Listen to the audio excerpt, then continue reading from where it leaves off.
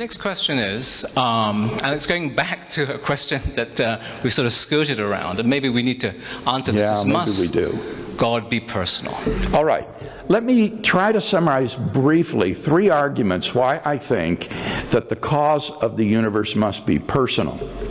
First reason would be causal explanations can be either of 2 types.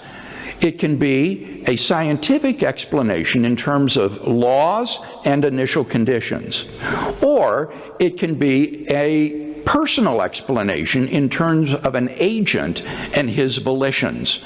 So, for example, if I walk into the kitchen and see a kettle boiling, and I say to Jan, "Why is the kettle boiling?" She could say to me, "Because the heat of the flame is being conducted by the copper bottom of the kettle to the water, causing the molecules to vibrate more violently until they're thrown off in the form of steam." Or she could say to me, "I put it on to make a cup of tea. Would you like one?"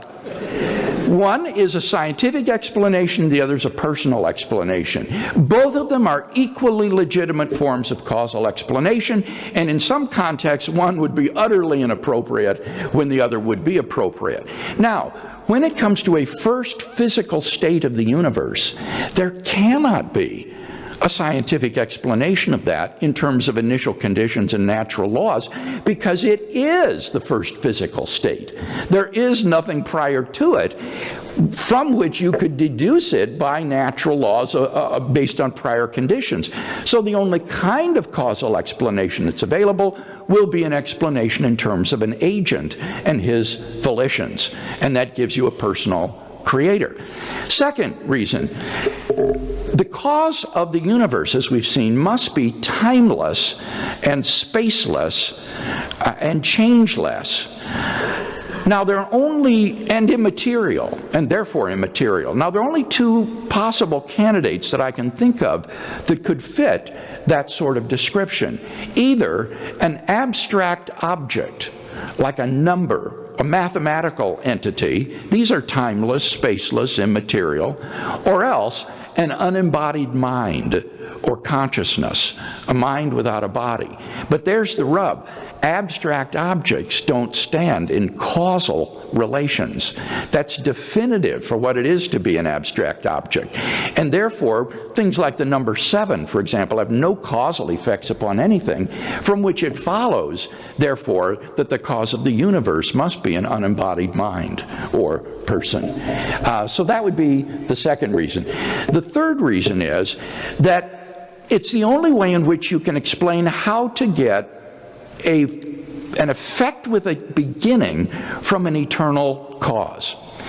If the cause is sufficient to produce its effect, then if the cause is always there and is permanent, then the effect should be always there as well. For example, if the cause of water's freezing is the temperature being below 0 degrees Celsius, then if the temperature were below 0 degrees from eternity past, it would be impossible for the water just to begin to freeze a finite time ago. Any water that was around would be frozen from eternity.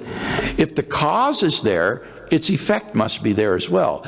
So how do you get a cause which is permanent and eternal, and an effect like the universe, which only began to exist 14 billion years ago?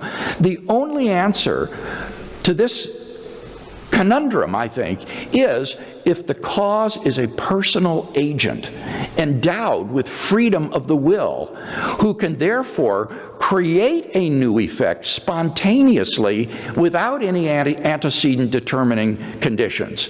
For example, a man sitting from eternity could freely will to stand up, and thus you would have an effect with the beginning arise from an eternal and permanent cause.